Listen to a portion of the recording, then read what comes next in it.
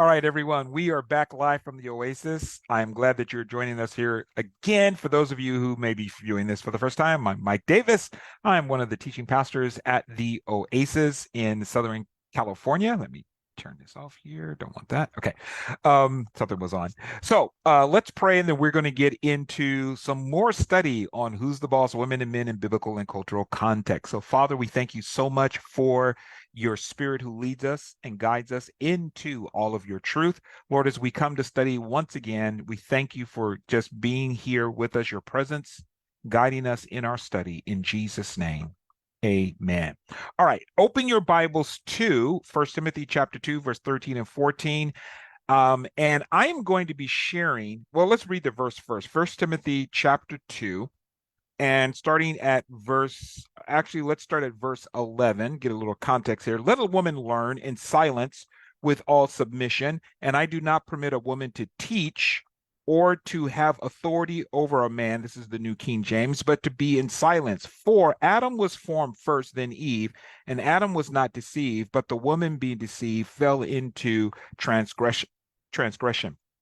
This is as far as we've gotten thus far in our study that originally we called this reconstructing the world of 1 Timothy chapter 2, verse 12. My argument has been that if we want to understand 1 Timothy chapter 2, verse 12, which says, I am not permitting a woman to teach nor to have authority over a man, I believe it should be not to domineer a man, that we need to understand the cultural context, the world in which this passage was written. And in understanding the context, this also means understanding the literary context. What came before this passage? We backed up in studying this all the way to chapter 1, and we began to looking at some things from chapter 1 so we could read this passage in its literary context. We also have considered the greater Greco-Roman world and its context as we talked about women's dress and what it means to be wealthy. Now, as I was thinking about this in preparing this, I was thinking, I was thinking about the fact that I'm going into such detail where this is concerned. And by the way, I've gotten a lot of positive feedback, people thanking me, saying, thank you for going into such detail. Why am I going into such detail? And why am I spending so much time on these passages of scripture? Like today, we're going to talk some more about 1 Timothy chapter 2, verse 13 and 14. Matter of fact, I've kind of entitled this More Thoughts on Why I disagree with complementarians like Mike Winger on their interpretation of 1 Timothy chapter 2, verse 13 and 14. So it's more thoughts on 1 Timothy chapter 2, verse 13 and 14, why I disagree with complementarian interpretations on this verse, complementarian interpretations such as put forth by Mike Winger and other complementarians. One of the reasons I'm going into such detail is because, and I thought it was summed up best by, at least my thoughts about this, by Dr. Cindy Westfall in her book, Paul and Gender, as I've often referred to this book as one of my favorites. She says this on page 279, chapter 9 of her book. Any attempt, and chapter 9 deals with 1 Timothy chapter 2, verse 11 to 15. Any attempt to deal with Paul and gender, so I'm reading from her now, quote, any attempt to deal with Paul and gender in a comprehensive way must address 1 Timothy chapter 2, verse 11 through 15, and how it should be read in terms of the rest of the Pauline corpus and the context of the letter. Historically, 1 Timothy 2:12 is the primary text that has been used up to the present to ban women from certain activities and functions within the church, regardless of a woman's training, skills, or spiritual gifts. It has provided a lens or exegetical grid through which all other scripture is applied to women. In traditional interpretation, in fact, obedience to this passage, together with submission, seems to constitute the entire scope of a woman's call. Therefore, it is imperative to offer a more comprehensive exegesis of this passage and to explore the interpretive options as well as the implications of certain interpretive choices that has been made. So that is why I am spending so much time. This verse has, these passages have been used, especially chapter 1 Timothy 2:12, but also as we're looking at verse 13 and 14, they have been used to really limit women.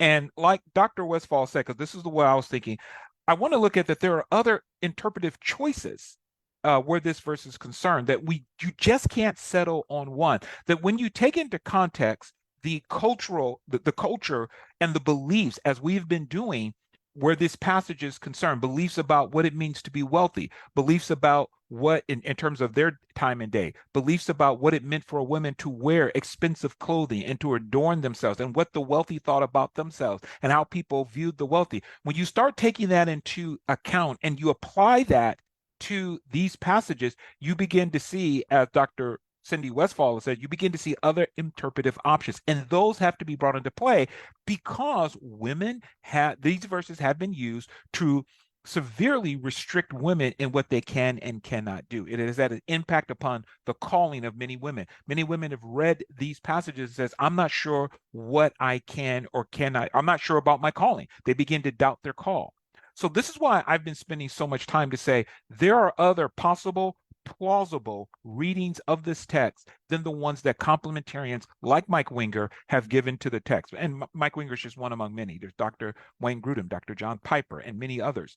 So this is why I'm spending so much time. Today, I want to share with you at least 3 more insights into this text that I think can also again show that the way complementarians have been interpreting this text, that it is not the case, at least from my reading of it.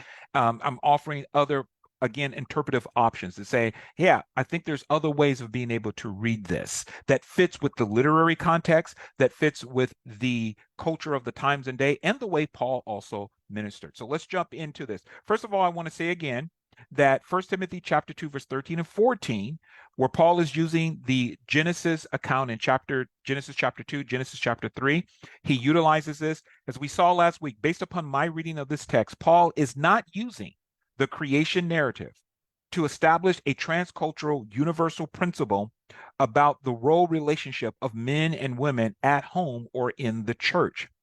I've argued that 1 Timothy chapter 2, verse 13 and 14 does not establish that men alone are to lead in the home and or in the church, that women are denied teaching or leading with pastoral authority in the church, and that women are subordinate to the male leadership in the home or in the church, that they have less authority than men. I've argued against that, okay?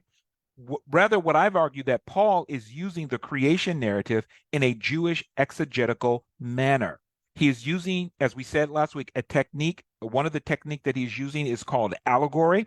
This is where you use a picture from scripture to say, this is what this picture means. Okay, so he's taking the picture that's provided for us in Genesis chapter 2 and 3 to say, this is what this means. Okay. And also said that very possibly last week that he is using another technique known, a Jewish hermeneutical technique known as Hekesh, which is Hekesh is when you use 2 texts that have similar themes or words to bring out or to establish a point or teaching. Now, I won't go into detail. Go back and look at last week's video where I covered that in detail. So my argument is that that Paul is not utilizing the creation narrative in order to say that men are supposed to lead in the church and not women, that women are to be subordinate to the leadership, that they're not allowed pastoral authority. I've also argued that in verse 11 and 12, Paul is dealing with the issue of disrespect and dishonor, and he's dealing with the issue of honor or respect. Paul is dealing with honor and shame. This is an honor-shame culture. And in verse 11 and 12, this is what Paul is dealing with. Actually, we back all the way up to verse 8, going all the way down. Paul is dealing with issues of honor and shame, of respect and disrespect. Paul, like in the verses above from verse 8, 9, 10, and 11, Paul is calling, and we've argued this in other videos, Paul is calling the women away from vice and towards virtue. He's calling them away from dishonorable behavior to honorable behavior. And he uses the picture story of Genesis 2:3 in verses 13 and 14 to reinforce his point in verse 11 and 12. In verse 11 and 12 of 1 Timothy, let's go back to it again. Paul says, let a woman learn in silence with all submission. Verse 11, verse 12. And I do not permit a woman to teach or to have authority over a man, but to be in silence.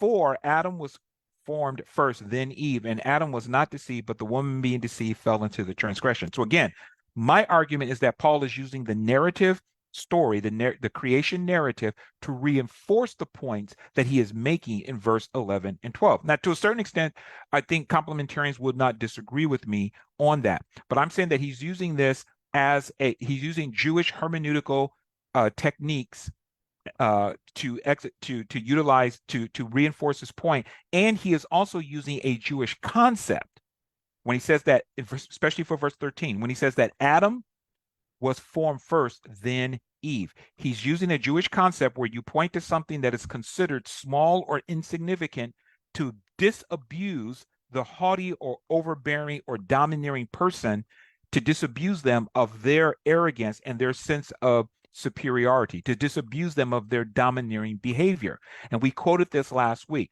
There is a text in the Talmud, in the Babylonian Talmud, Sanhedrin 38a, that says this, and this is the concept that I believe Paul is using. Why was man created on Friday? Some translations will say, why was man created on the eve of Shabbat? So and I'm getting, by the way, what I'm quoting to you from is from the book Rabbinic Anthology by Claude Montefiore. Rabbinic Anthology, which is this book here. I've had this for years. It's one of the first books that I began utilizing to study Jewish sayings about a variety of topics. So in Rabbinic Anthology, they quote Sanhedrin 38a, why was man created on Friday? And the reason they ask this is because all of the other animals were created before the man. So why was man created on Friday? So they're looking at the creation narrative. And they're saying, what is this telling us? What does this picture tell us? Man is created last. They said, so that if he becomes overbearing, one can say to him, the gnat was created before you. So what do you have to be arrogant and overbearing about? Now, as I said last week, is Paul trying to teach that mosquitoes, that gnats are supposed to lead men, to lead mankind? No, it is pointing to what is considered insignificant, to what is considered small, to what is considered not that important by human beings, to say, hey, you who are proud, you who are arrogant, you who are, and literally they use the word proud, arrogant, overbearing, domineering, you who are like this, okay? The gnat was created before you. And the idea is to disabuse them from their sense of superiority and bring them to a place of humility. This is what I argued last week. It's not about the gnat being in charge. I would argue that when Paul says Adam was created first, then Eve, he's doing the same thing. As we said, that there were women there who were arrogant, who were domineering. Verse 12 tells us, I do not permit a woman to teach or to authentate a man. We've argued in the past that authentate can refer to being domineering, especially when it's spoken in regards to other people. These women are being domineering. We said that those who were wealthy were considered arrogant and they thought themselves superior. So Paul is disabusing these wealthy women, not all women, the wealthy women in Ephesus, of the notion that they are superior, and he's calling them away, like he has in the verses before, away from dishonoring, disruptive, demeaning behavior, back or vice behavior, back to virtuous, honoring behavior. Okay, so again, go back to last week's video to see this in the full argument in detail.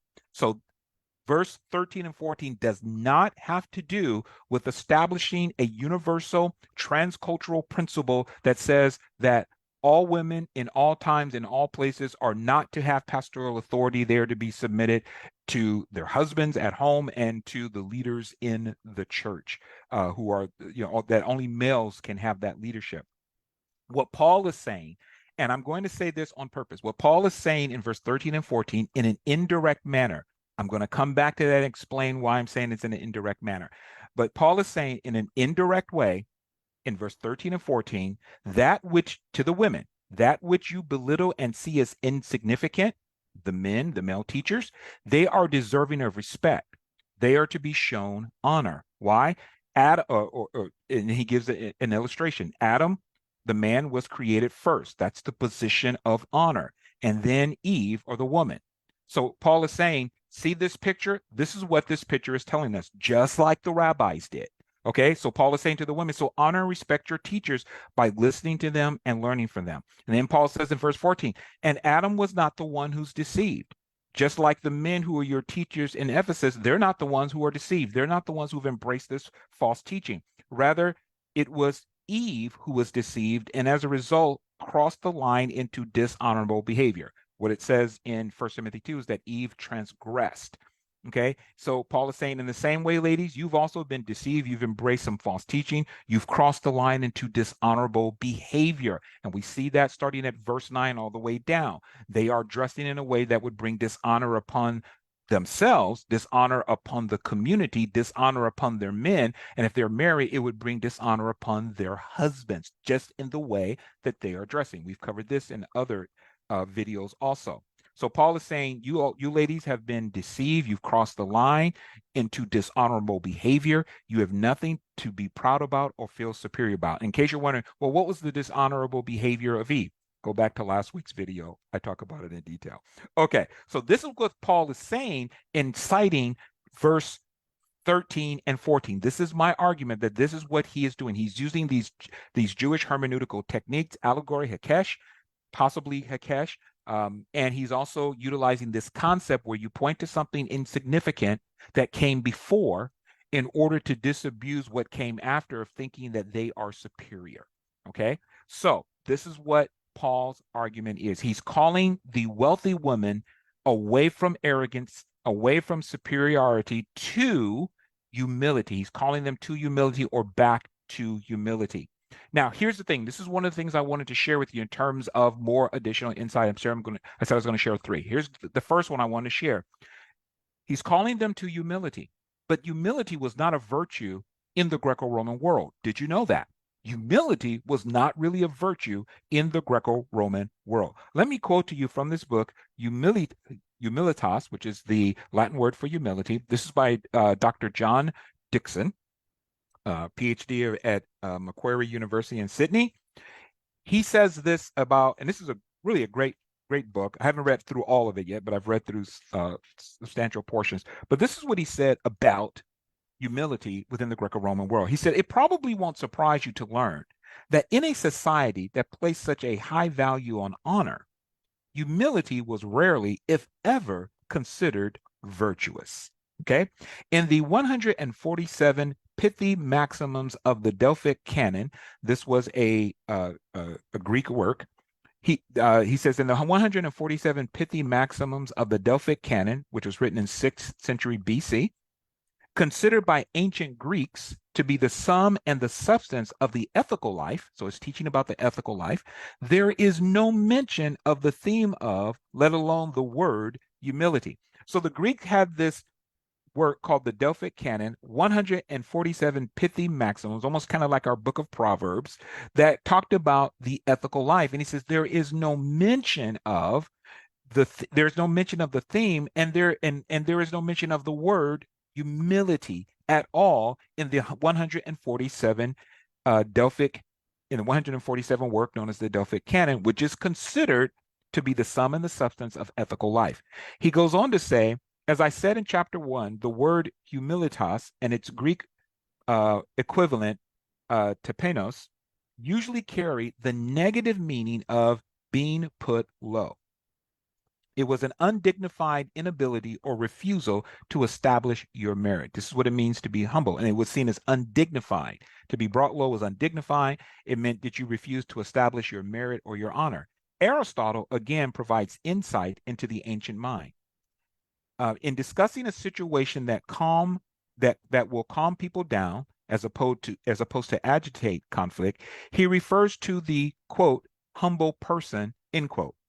Or he refers to, quote, the humble, end quote, person, not at all meaning the gracious, other person-centered character we are exploring, but rather the weak and insipid man who poses no threat. So Aristotle talks about how are people calmed down? People who are upset, who are agitated, who are hostile. How do you calm them down? By being humble. But this is not necessarily a positive quality or compliment. So he quotes Aristotle, who says, people are also calm towards those who humble themselves towards them and do not contradict them. Now, notice that. People are also calm towards those who humble themselves toward them and do not contradict them. For they seem to admit for they seem to admit being inferiors, and inferiors are afraid, and no one who is afraid belittles. Now, as I said before, belittling in the first century world is how you shame another person in order to gain shame, in order to gain more honor for yourself. So they said, so people who are also calm towards those who humble themselves, people are also calm towards those who humble themselves towards them and do not contradict them, for they seem to admit being inferiors. And inferiors, so in other words, if you humble yourself, you are an inferior, and inferiors are afraid, and no one who is afraid belittles other people. That anger ceases towards those who humble themselves. Excuse me, let me read that again. That anger ceases towards those who humble themselves is evident even in the case of dogs who do not bite those sitting down. Okay, so Aristotle here is saying that the way you calm a person down in the first century world who might be angry or hostile towards you is that you humble yourself. You don't contradict them. This causes the anger to calm down because they will see you as a person of inferior. You are afraid, and inferior people don't belittle. So again, the idea here is that in the first century Greco-Roman world, humility was not considered a virtue. This is, as Dr. Dixon rightly says, this is an honor shame culture. And in an honor shame culture, it is not virtuous to lower yourself to anyone. In an honor shame culture where they have the love of honor, you're seeking to exalt yourself over another person so you gain more honor. The last thing you're going to do is humble yourself, because that takes away from your honor. Okay. Now, it wasn't a virtue in the Greco-Roman world. Humility was not a virtue in the Greco-Roman world, but it was a virtue in Judaism. Let me read to you from two passages. One is from the book of James. We're going to read the book of James just real quick. And basically what we see in the biblical text is that there is a call to humility. So in James chapter 4, verse 10, he writes, humble yourselves in the sight of God, and he will lift you up. Humble yourselves. And then in First Peter chapter 5, and we look at verse 5, he says, likewise, you younger people, submit yourselves to your elders. Yes, all of you be submissive to one another and be clothed with humility, for God resists the proud, but gives grace to the humble. Now, Judaism did consider humility to be a virtue. The Greco-Roman world did not, but this doesn't mean that Jewish people didn't stumble with it, because remember, we have instances in the Gospels where the disciples are arguing who will be the greatest among you. And what does Jesus have to do? Bring them back to the virtue of humility. He says, hey, what you guys are arguing about, this is what the Gentiles do in the Greco-Roman world. It shall not be so among you. Let he who is the greatest among you be the slave of all. And to be a slave was to be in a position of humility, and it was considered a low position and not a great position. Okay, so but Jesus has to bring his own disciples back to humility. Okay, back to the Jewish teaching, because it was a virtue within Judaism. But being surrounded in a culture where honor is so highly prized, you can throw off that virtue. Says, no, I want to be honored. And so we see the disciples, even with Jesus' own disciples, are vying for honor over and against each other, and Jesus puts a stop to it. Let me just say this real quick too in passing. It's interesting that Paul's call for the wealthy women to be humble, he says to them, let a woman learn in all silence. Let me go back to 1 Timothy. He says in verse 11, let a woman learn in silence with all submission. He calls them to learn in silence with all submission. Again, to humble themselves, to move away from vice to virtue. Remember, we said silence is a virtue within the Greco-Roman world, especially if you are silent before one that you are supposed to honor and who is deserving of honor. You are considered virtuous and honorable yourself when you do that. Okay, so what's interesting, though, is that Paul calls them to learn. And the call to learn occurs with this call to be humble. Why do I find that interesting? Because Judaism taught that Torah learning only abides with the humble. Torah learning only abides with the humble. Let me read to you from Rabbinic Anthology. And I just wanted to read some text here, and this is from page 472. Rabbi Yochanan said, the words of the Torah abide only with him who regards himself as nothing. That's humility. And that's from Sotah 21b. Another passage, and this is Rabbi Hananiah bin Ed said, "Why are the words of the Torah likened unto water? As it is written, Ho, everyone that thirsts, come ye to the waters." And that's Isaiah 51. They said they see the waters as referring to the Torah. They said, in order to indicate, so why is Torah like the waters? In order to indicate, by the way, this is allegory again. So you have a picture of the Torah, you have a picture of water. They said this is what this verse means.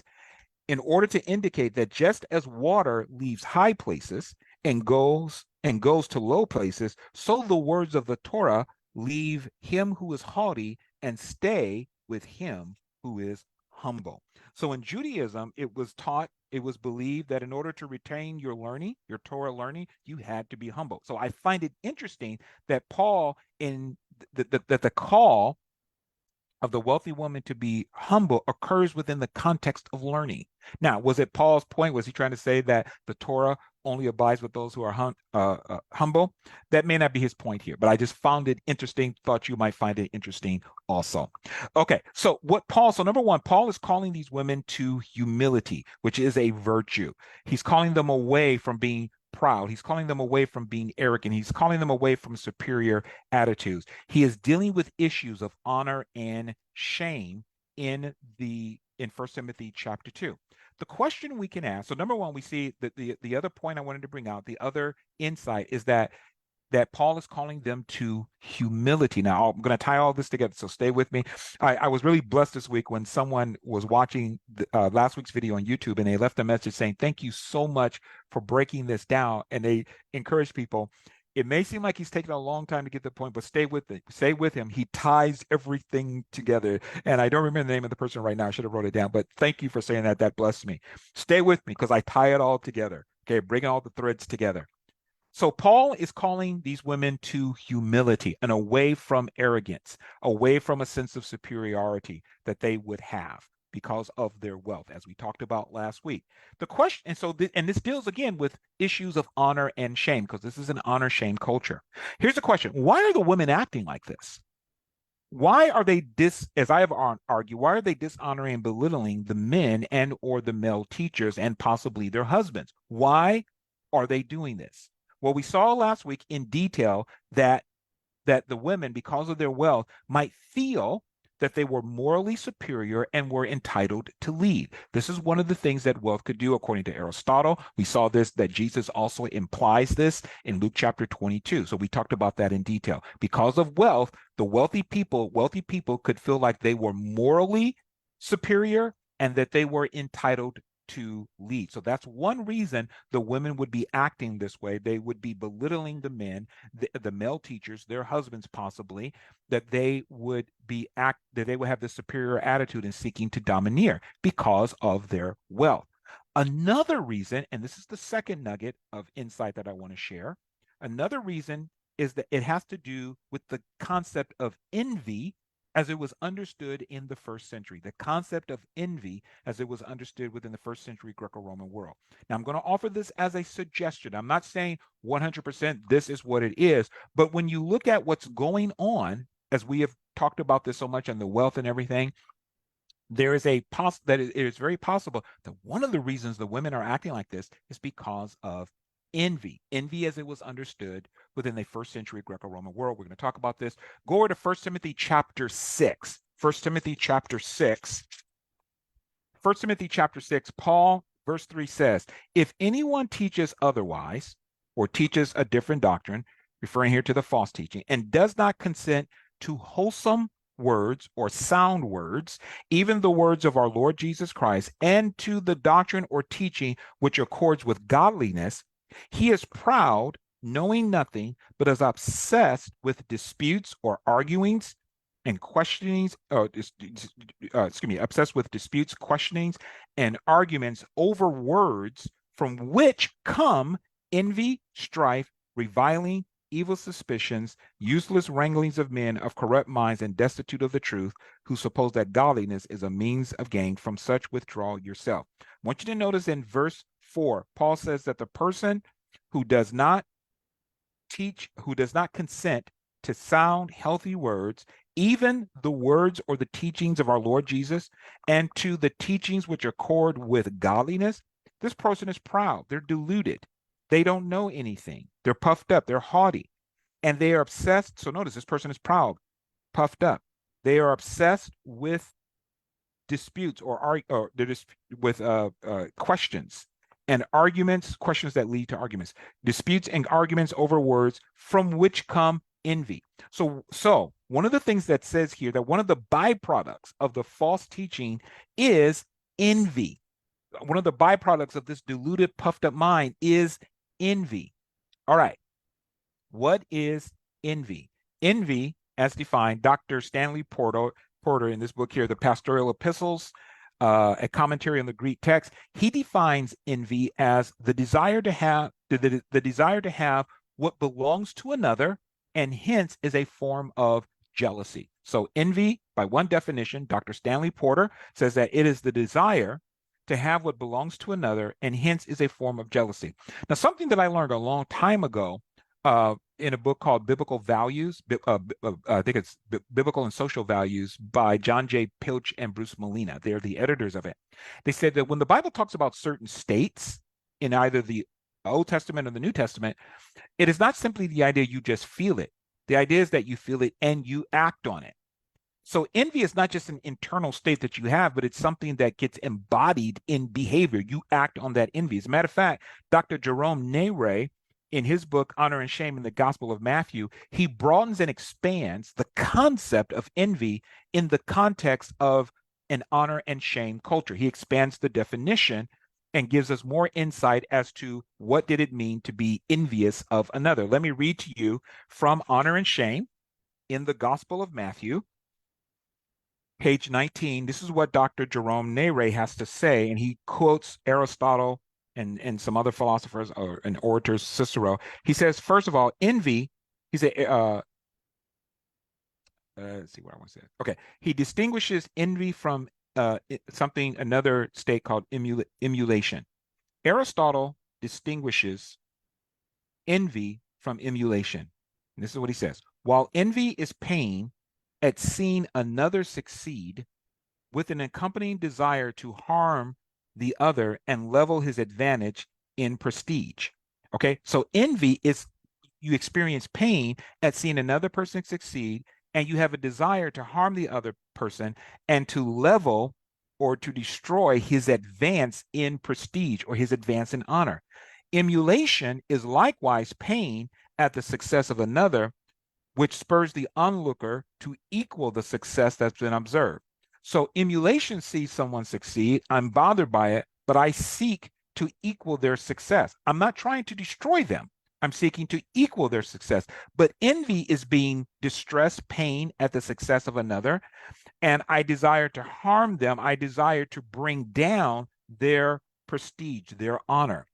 Dr. Nere say envy attacks, emulation equals. Envy attacks, emulation equals. He goes on to say, the ancients were fond of commenting that success breeds envy, just as lightning strikes the tallest trees and the highest mountains.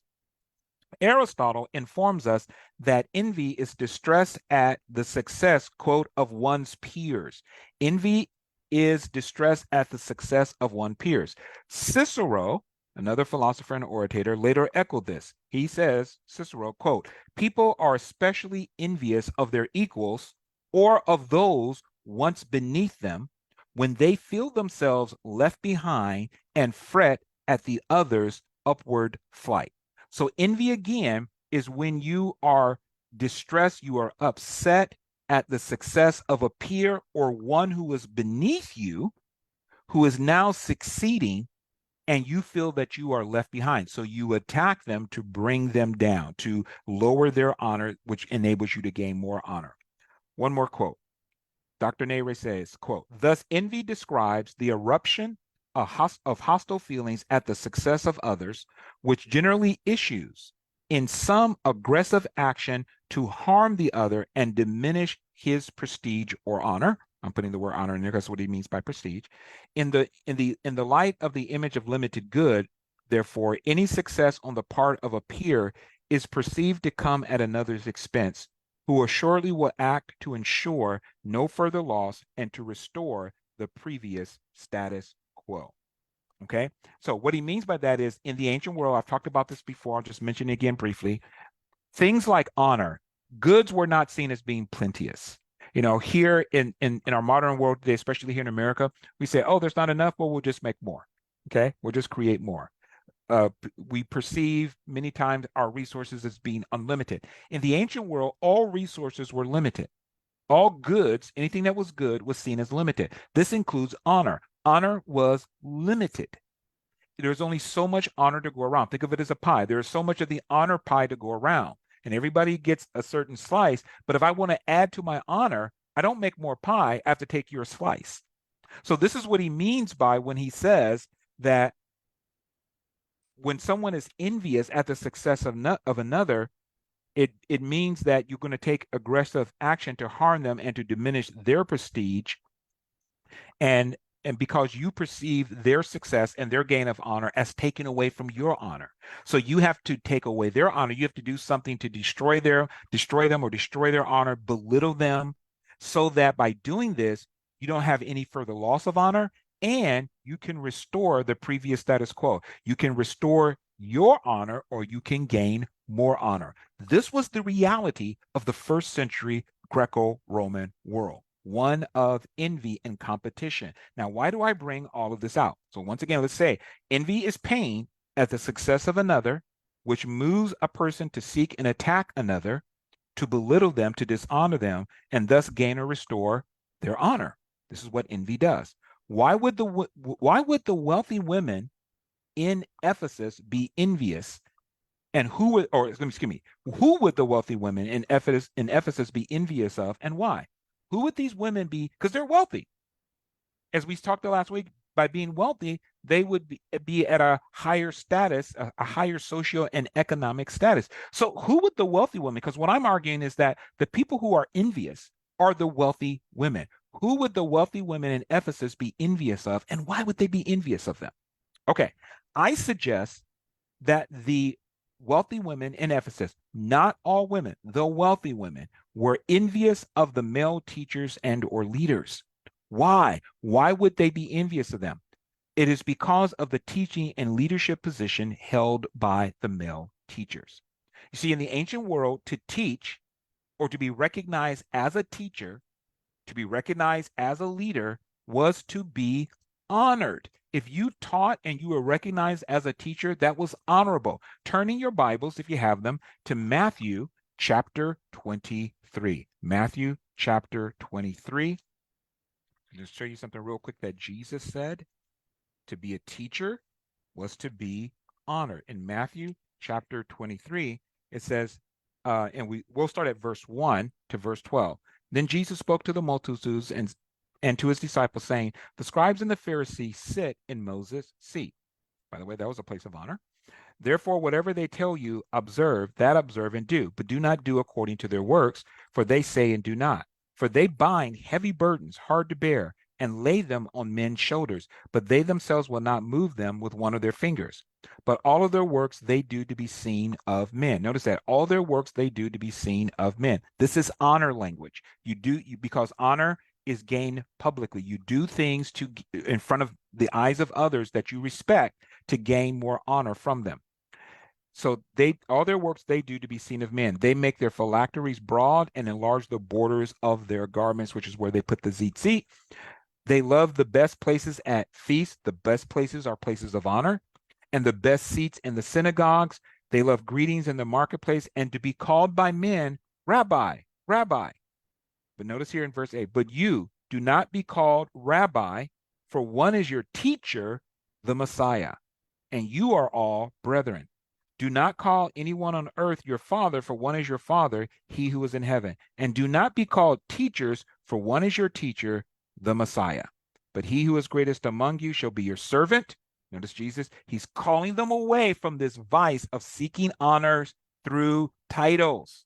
And that's my point. To be called a teacher, to be recognized as a teacher would bring you honor. But what does Jesus say? He says, do not seek to be called by these honorific titles.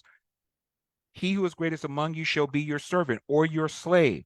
Whoever exalts himself will be humble. Whoever humbles himself will be exalted. So remember we read in 1 Timothy chapter 6 that those who abide by false teachings and they don't abide by the sound teachings, even the words or teachings of the Lord Jesus, what did Jesus teach?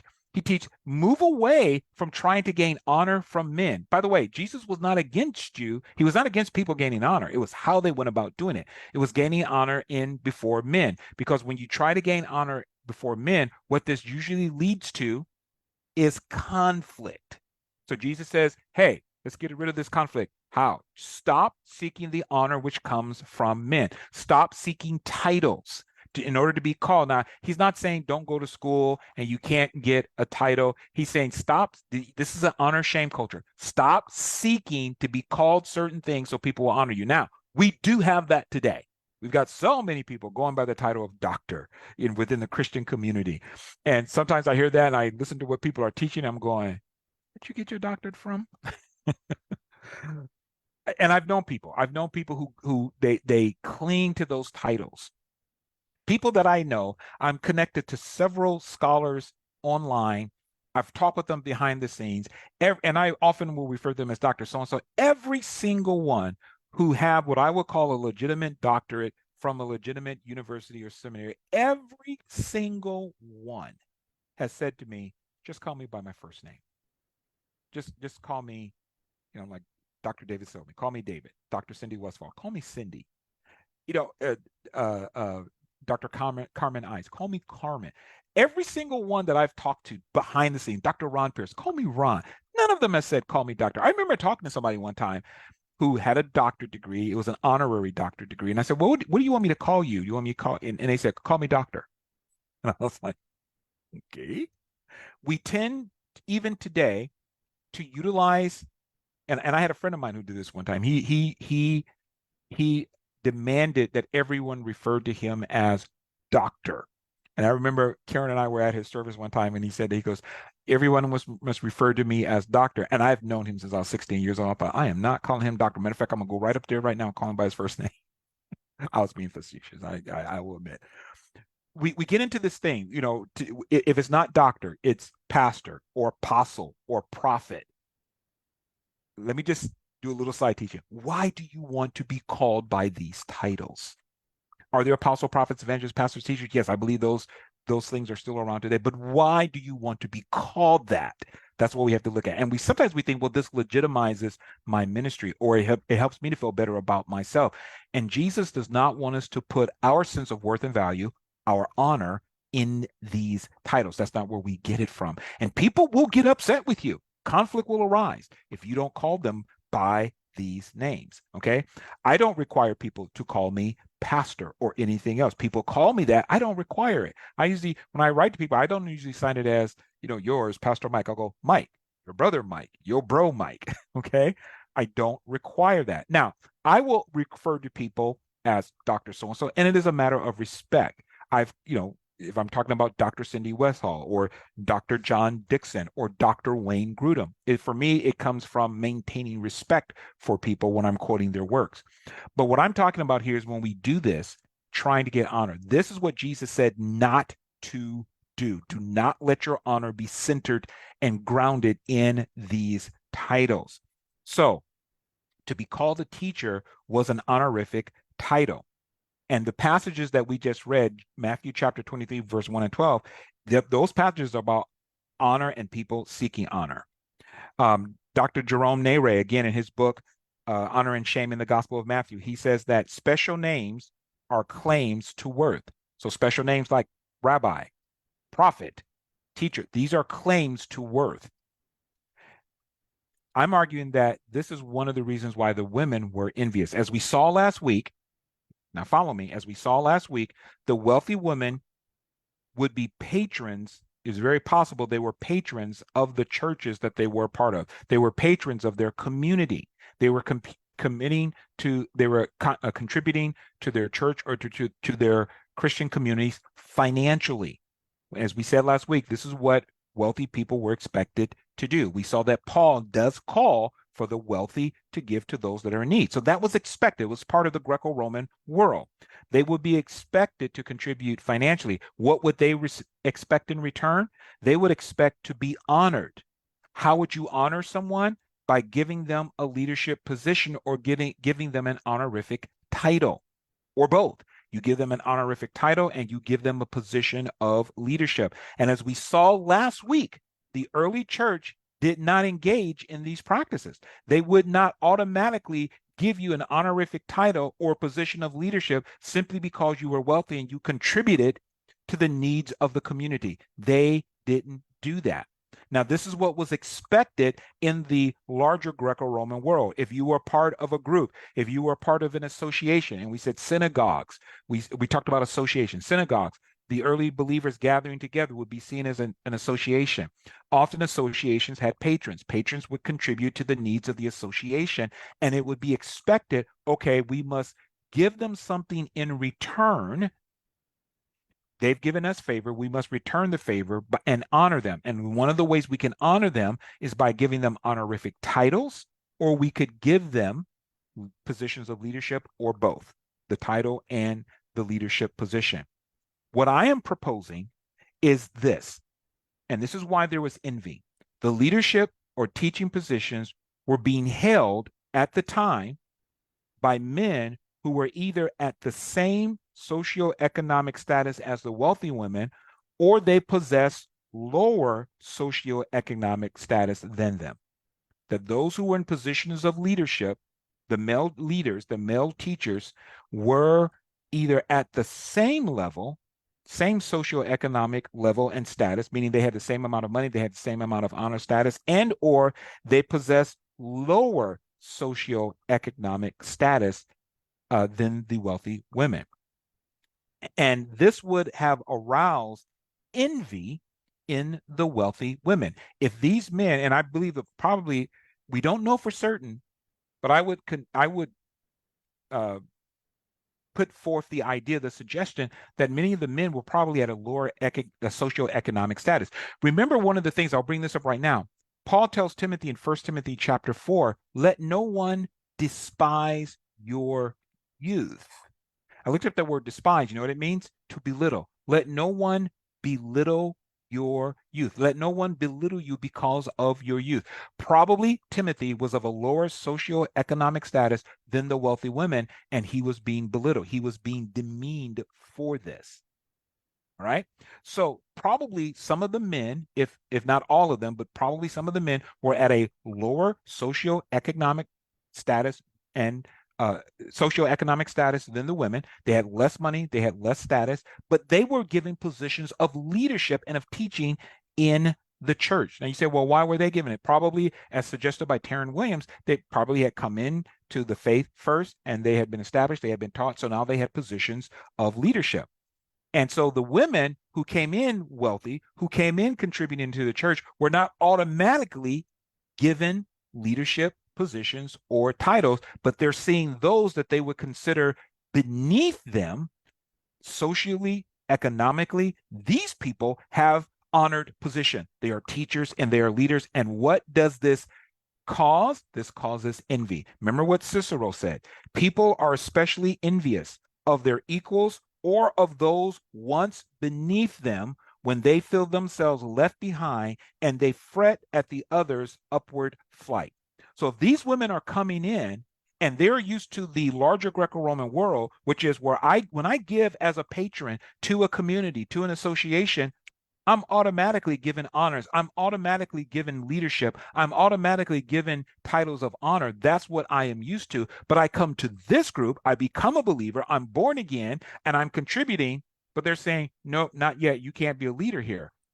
And then they're looking at people who may have less money than them, possibly even a slave, and they're teaching. They're in the honored position, but not these women who are giving.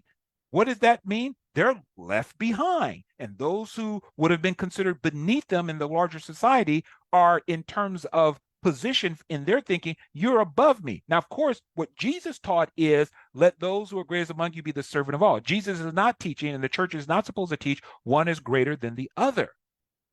But again, they're coming in with this mindset. It would stir up envy. So what did these women and again, I'm offering this as a suggestion, but what would these women do who feel like they are left behind, who feel like they are not receiving the honors that they deserve, who feel like they deserve to rule, to lead, to teach? What do? They dress in expensive clothing and adornments. Verse 9. Why do they do this? As we said, this is to show their superiority and their social dominance. Go back to last week's video to find out more of what that means if you don't remember what that's talking about. But they're showing that, hey, I'm wealthy, I'm superior to you, virtuous in terms of virtue, I'm morally superior to you, and I have the right to rule and lead, and I am demonstrating that by the expensive clothing and adornment that I am wearing.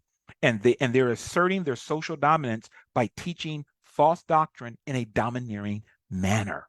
Okay, this is what they are doing. Now, and it would come from the envy that Paul talks about. Somebody in this fellowship is envious of others. I am suggesting, I'm not saying it's 100% true, but it's another interpretive option and possibility that the behavior of the women is coming from a place of envy. Okay, this fits in with the concept of envy and the lyric and that we talked about in the first century world, and it fits in with the literary context of 1 Timothy chapter 2, verse 9 through 14. What Paul is dealing with and what he is charging Timothy to deal with is wealthy women who are contending and competing with men, with male teachers, some of whom may be of a lower socioeconomic status than the women were. This would also include their husbands. You said, well, what do you mean, Mike? Their husbands could be at a lower socioeconomic status than their wives? Absolutely. There is a Neo-Pythagorean author known as Pseudo Callicratidas. There's a work that he wrote in called On the Happiness of Households. And he talks about this. Let me read to you this quote, and this quote is found in this book, Let Women Be Submissive, The Domestic Code in 1 Peter by David L. Block. And this is what he says on page 57, quoting Pseudo Callicratidas from his work on the happiness of household. Those who marry a woman above their condition have to contend for the mastership for the wife. Excuse me. Those who marry a woman above their condition have to contend for the mastership. They have to contend for the rulership, the lead. Why? For the wife, surpassing her husband in wealth and lineage, wishes to rule over him, but he considers it to be unworthy of him and preternatural to submit to his wife. So that was considered abnormal.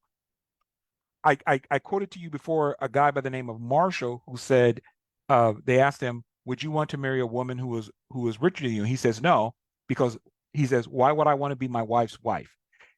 You normally would not marry above your socioeconomic status, though men did. They said the danger of that, if you do that, is that your wife will seek to rule over you because of her wealth. And again, remember we said before that it was a assumption of the wealthy, men and women, that they were entitled to rule over others. So if a wife came in and was wealthier than the husband, there would be a role reversal. And she says, I've got more money than you. I've got more status than you. And that could happen. Maybe her family was richer, had more status. Therefore, I'm in charge, not you. And this would create conflict. Let me read to you from one more from Aristotle. Aristotle also talks about this. He writes in an earlier time. This is from Cynthia Westfall's book, Paul and Gender. She quotes Aristotle. Let me read to you what she says on page 308 and 307 and 308. The prohibition of teaching is in the prime position of emphasis. She's talking about 1 Timothy chapter 2, verse 11 and 12. The prohibition of teaching is in the prime position of emphasis. Then Paul adds the prohibition of a wife controlling or dominating her husband. So Dr. Cynthia Westfall takes when it says, I do not allow a woman to teach or to authentiate a man, she takes that as, I do not allow a wife to teach or authentate her husband. As we shared before, and I talked about various egalitarians' views on this passage, that is plausible. Okay, it's possible. I put it like that. It's possible and plausible. Okay, so we're just going ahead and read it. The prohibition of teaching is in the prime position of emphasis.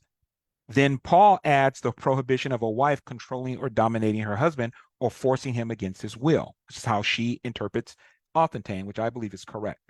Perhaps the concern about role reversal in teaching is attached to a more general concern about a complete role reversal in which the wife holds her husband under her control.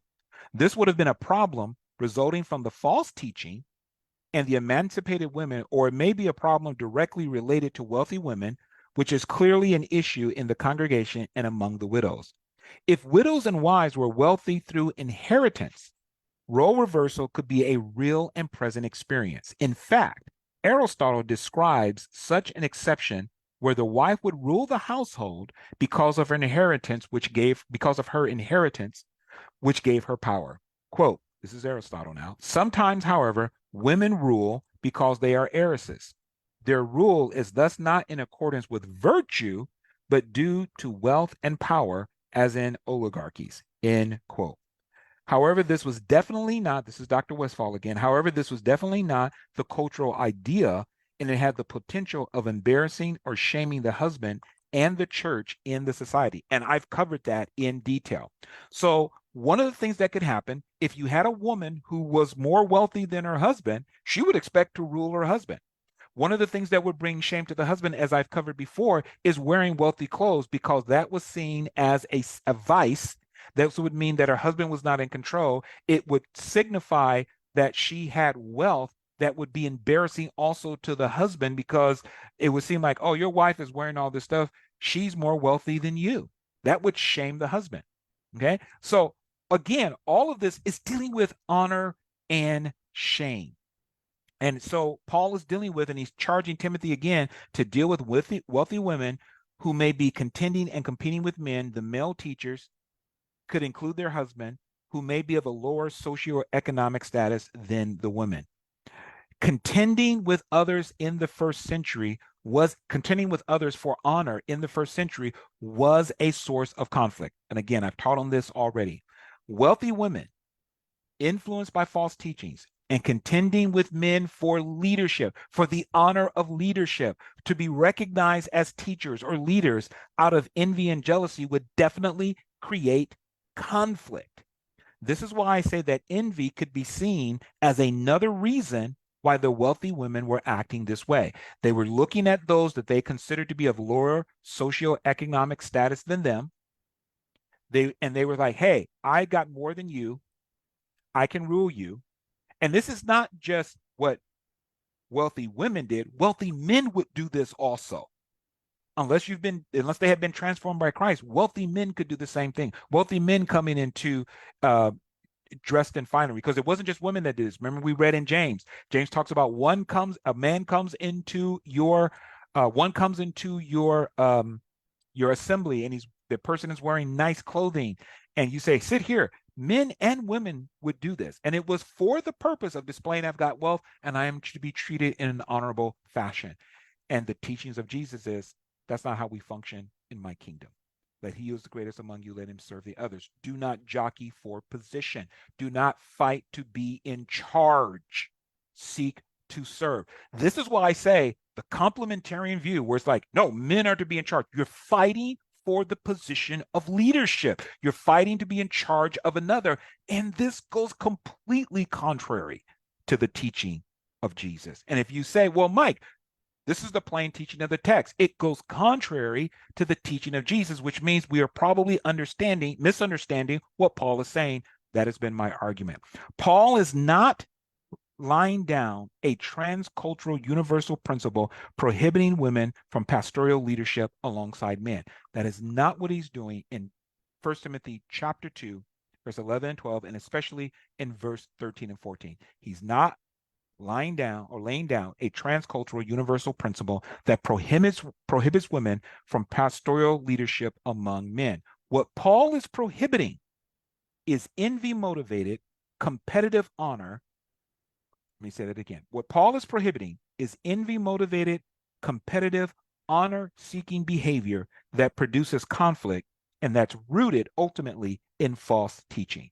Let me say that one more time. What Paul is prohibiting is envy-motivated, competitive, honor-seeking behavior that produces conflict and that is rooted in false teaching.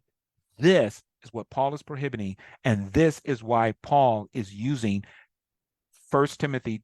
He's using the creation story in Genesis 2 and Genesis 3 is to reinforce his point.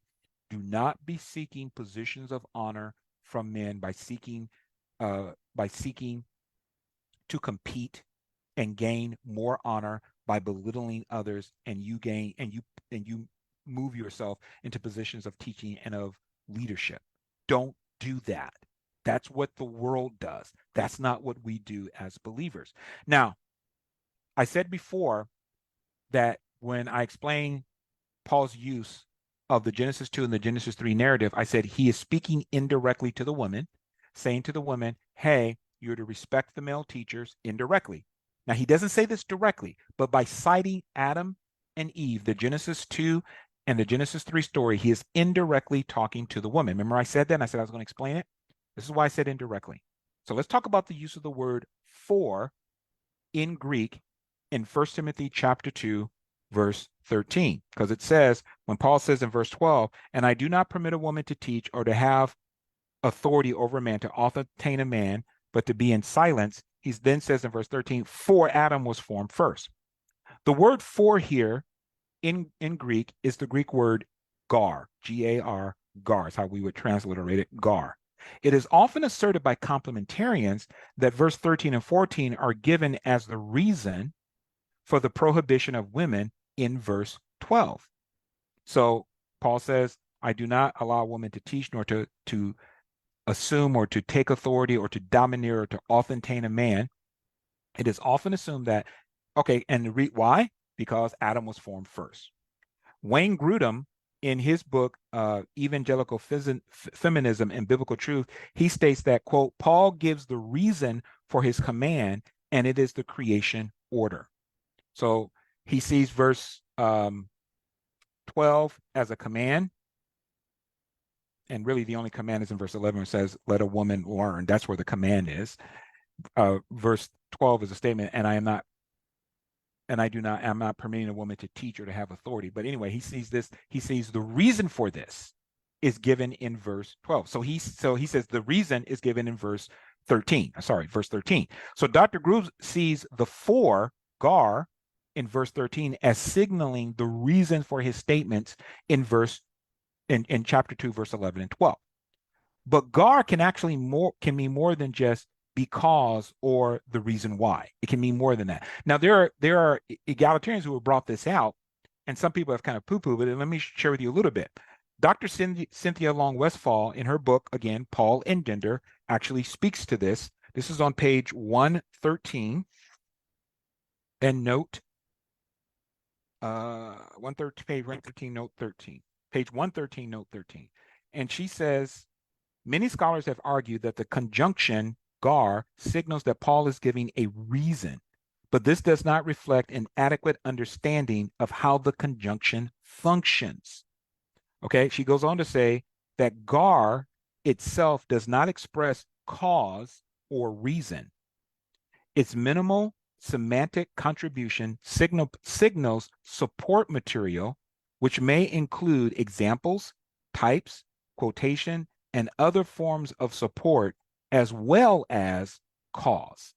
Okay, so gar does not simply mean this is the reason why.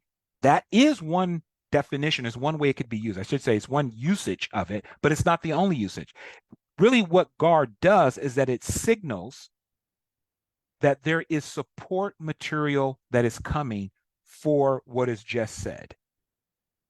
Okay, in its basic function, there is support material. So I make a statement, and then I have gar, and gar signals there is support material coming that's going to support what I just said. Now, it could be for explaining this is the reason why, or it could be an example that explains the reason why, or it can be an illustration. Okay, but it doesn't always mean this is the reason why. To limit it to that is to limit its usage. You have to look at the context to determine why or how is gar being used in this instance. Context determines that always, but it simply does not mean the reason why or because. That's one usage of it, but it's not the only usage of it. It is used to signal that there is support material coming, and the support material can be used in different ways. Got me? You with me on that? Okay, so let's go on. So GAR can signal not only cause a reason, but also support material to follow. So let me read to you from another book. Here we go. This is by Dr. Susan H. Casson. It's called Textual Signposts in the Arguments of Romans. She writes, for the most part, about the use of the word GAR in the book of Romans. She says some things about this that I found interesting. And I have to thank Marg Moscow for directing me towards this book. Mark had written an article, so I'm reading the article about GAR. She mentions this book, and I thought, let me order that book. And I ordered the book like 2 years ago, and pulled it out again, and started reading. So, some interesting things there I think could fit in with what we're talking about. So let me finish it up here. So, what is being talked about here? What Dr. Casson has to say about the usage of GAR. Let me read to you what she says first on page 5 and 6 of her book here. She says, on a traditional account, GAR is regarded as a causal or explanatory particle expressing a semantic relationship of cause, reason, or grounds, usually between two adjacent sentences. In other words, GAR will say, this is why this is so. That's basically what she's saying. She goes on to say, though, as Stanley Porter points out, Stanley Porter, the guy I was quoting earlier, a failing of the traditional approach is the erroneous assumption that the way a particle such as GAR may be translated in English throws a light on its function in Greek. Accordingly, GAR is usually glossed as for. Its meaning, or the meaning that is applied to it, is for, masking, and it's usually translated as for, masking the fact that in various instances, for may not adequately render its function. In other words, the way we use for is for reason. This is the reason why. She says for in English may say that, but that's not always the Greek usage of it. Okay, now let me read to you a little bit more, page 22. A lot of linguistic here, so just stay with me. She says, GAR does not carry conceptual meaning, but instead guides addressees, those that are being addressed or spoken to. It guides addressees in drawing inferences that result in the strengthening of points already made in the argument. So one of the things that GAR will do is that it will cause you, because GAR will introduce introductory material, it will introduce supportive material. This supportive material will cause you to draw inferences about a point that's already made, and it's going to strengthen the point. So I'm going to say something after I use the word GAR. It's going to be support material. That support material will be used to strengthen what I've already said before. Follow me? The support material introduced by GAR will cause me to look at the support material to make inferences about that support material that will strengthen what I said, what was said before the support material showed up. Hope you're following along. We're going to take some time to explain this and break it down. Okay, let me read to you a couple of more passages, and then we're going to close this. This is on page 168. So we know that GAR has several different usages. GAR will introduce support material that will strengthen what was said before. On page 168, she says, in every case, GAR indicates, wait, am I reading the right place? 160, yeah, 168, paragraph 2. Okay. In every case, GAR indicates that the information that it introduces is to be processed as relevant in relation to previously communicated assumptions rather than as relevant in its own right. So GAR is not pointing to itself, it's pointing to information that came before it. It raises expectation that the material it introduces, the exact extent of which is inferred from the codex, will be relevant as strengthening or supporting information. So what GAR does is let people know what is going to follow. You know, here I am, GAR. When you see me, this means that the information that's going to follow is going to be relevant to what was said before and will strengthen what was said before. And how does it strengthen? In each case, YAR triggers a strengthening procedure which results in stronger adherence to preceding assumptions. That that is the uh, that is the cognitive effect of strengthening. In other words, I'm GAR. I'm going to introduce some material, and this is going to point back to material that came before me. My purpose in introducing this material is to strengthen the point that was made and your adherence to it, to strengthen your adherence to it, that you will adhere to what is being said. All right. Um, I'll leave it there. Now, let me read to you. So GAR can be used to strengthen adherence to previously given information. It can be used again as a confirming evidence, as a grounded rationale, the reason why, or as a further explanation. GAR can also be used to help difficult information to be more easily received and taken in. Let me say that again. GAR, one of its other functions is that it can be used to help difficult information easier to receive and take in. Let me read to you what Dr. Casson said on page 165. And this is what I found interesting. We're almost finished here. Stay with me. Page 165. She says, where am I at? Gotta make sure I'm in the right place here.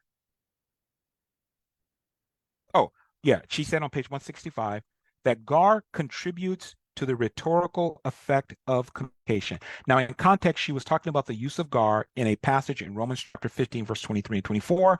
Paul uses the word GAR there, and she said GAR contributes to the rhetorical effect of communication, and it helps to attenuate information that might initially be unpalatable. It helps to attenuate information that might initially be unpalatable. In other words, it helps to soften the effect or the strength of that information to make it more palatable, to make it easier to take in, to make it easier to accept. This is what GAR does. It's one of its uses, to take information that might be difficult initially to accept and to help people to take it in and to receive it. She goes on to say, and this is the last quote I'm going to read from her book, as with all the other cases discussed, the connective GAR gives procedural guidance towards backward strengthening, increasing adherence to a previous claim. It helps to reduce processing costs by indicating that what follows is relevant in relation to previously communicated information.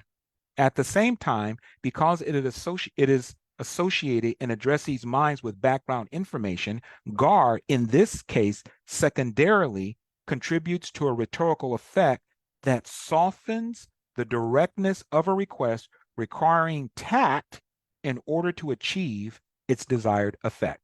Now, so Mike, what is she saying? She is saying, once again, that one of the uses of GAR is that it will refer back to information that was previously spoken, the purpose of which is to utilize that support material to strengthen adherence to the material that came before GAR was used. So think of me as GAR. There's information that came before me. And then when you get to the GAR, you read GAR, you know there is support material that is now coming. It's going to strengthen what is already said, and it is used to strengthen your adherence to what is already said. And if the information is a little difficult, it's a little strong, GAR helps to soften the information, the effect of it, so that you're more easily able to take in that information. So rather than resisting, like, oh, that's just too strong, it softens it. So it's like, oh, okay, let me take this in. You follow me? You're with me? Okay. Now, why is that important? I want to suggest that that according to Dr. Casson, that this can be used to soften the effect of previous material. This is what Paul is doing when he says, I do not allow a woman to teach or to authortain a man but to be in silence okay, you got to get that silence in there, for Adam was created first. She's using GAR to point to support material. What's the support material? Paul is quoting from Genesis 2 and Genesis 3. And as I said last week, I taught on this last week, Genesis 2 and 3 augments, it strengthens, it reinforces what Paul said.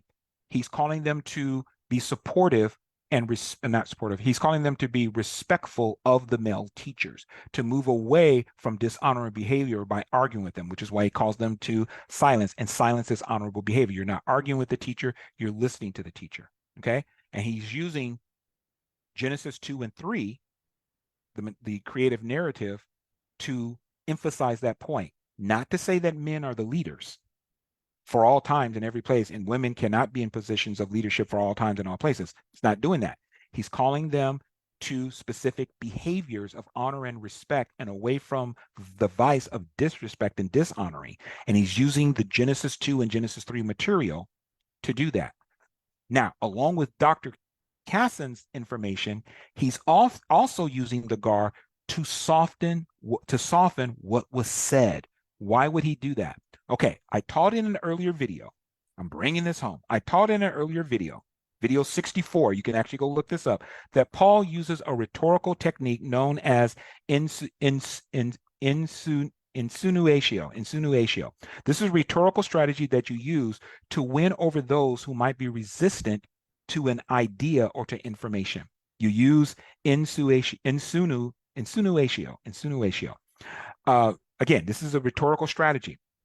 This strategy is used when you want to win over someone who may have already been won over by a previous speaker, and you want to bypass their resistance and not alienate them further, but you want to win them to your side. So you use an insinuatio is an indirect approach. You don't talk to them directly, you talk to them indirectly. If you notice, and by the way, the reason I taught on this is so someone asked me, Mike, why did Paul not name the women? And I argue he's using this technique of insinuatio, indirect speech, because he wants to win the women. He doesn't name them directly. He names Alexander and Hymenaeus because they've already been kicked out. But these women, he wants to win them. So rather than naming them directly, he speaks to them indirectly. This is why in 1 Timothy chapter 1, which is usually when insinuatio is utilized at the beginning, according to Dr. Lynn Kinson, the reason Paul says there are certain ones, he doesn't name them. He doesn't say it's men, it doesn't say it's women. He says certain ones. It's indirect speech. Indirect speech. And the purpose of that is if already been won over by the false teachings, I want to win them back. I want to speak indirectly so I can ingratiate myself to their hearts so they will listen to what I have to say. Okay, so Paul is not speaking directly, he's speaking indirectly. And I suggested in Who's the Boss, number 64, this is why Paul did not specifically name the women. I believe Paul is utilizing a similar tactic in 1 Timothy chapter 2, verse 13 and 14. Remember, now here's the thing. This is my argument. Paul calls these women to humility. I do not allow a woman to teach nor to usurp authority over a man, male teacher, or husband, right? But to be in silence. Keep in mind that he is saying this to wealthy women who consider themselves superior in status and virtue. So if you're telling wealthy women in a Greco-Roman world to be humble, this is going to trigger resistance because remember, humility is not a virtue in the Greco-Roman world. So Paul utilizes Gar to introduce support material. Remember, I'm Gar. Support material. Adam was formed first, then Eve. He utilizes this as a mean of strengthening the listener's adherence to what was said in verse 11 and 12. What was said in verse 11 and 12? Let a woman learn in all silence and submission. This is again calling them to virtues, but it's also calling them to humility. But humility is not a virtue in the Greco-Roman world. Silence is. But these women don't think they should be silent. These wealthy women think that they should be teaching. They think they are superior. They think they have the right to lead. And Paul is calling them to a position of humility. That would trigger resistance. Now, again, this is what I'm arguing. So what he does is he uses the GAR to bring in support material that will indirectly speak to them, and he utilizes the GAR as a rhetorical means, according to Dr. Cassin, in terms of how GAR can be used to soften the impact of what was said so that the wealthy women for whom it was meant would be more open to receiving the instruction and not rejecting the instruction. So he's using the rhetorical technique of insuatio at the beginning, chapter 1, and he's using gar as a means of softening what was said before, calling the women not to leadership, saying, no, I know you're wealthy, but you're not allowed to lead yet. You're not allowed to teach yet. You're teaching what is false. He uses a support material. Adam was formed first, then Eve. Eve was caught in the transgression, or Eve was in the transgression, not Adam. He doesn't speak to anyone specifically. It's indirect, but applying it to the wealthy women and to the men for the purpose of for the purpose of strengthening their adherence to verse 11 and 12, and to soften the impact of verse 11 and 12 so that they would be more open to what needed to be said. It wouldn't create more resistance, it would create less resistance so they would be open to what Paul had to say. Paul is, and I've learned this for years. I teach communication skills in corporations to leaders. Paul, I believe, is a master communicator. Paul is sensitive to different contexts in which he is speaking, and he will adjust himself and his communication style in order to win people. We know this. Turn real quick, and I believe this will be the last verse we're going to look at. 1 Corinthians chapter 9. It's the last verse. This is the last verse. 1 Corinthians chapter 9. Paul is sensitive to whom he is speaking, and he will adjust his communication style in order to win and not lose people. 1 Corinthians chapter 9. What does Paul says? In verse 19, excuse me, for though I am free from all men, I have made myself a servant to all, that I might win the more. And to the Jews I become as a Jew, that I might win Jews. To those who are under the law as under the law, that I might win those who are under the law. To those who are without law as without law, not being without law towards God, but under law towards Christ, that I might win those who are without law. To the weak I become as weak, that I might win the weak. I have become all things to all men, that I might by all means save some. Now I do this for the gospel's sake, that I may be partaker of it with you. Paul is seeking to win these women over.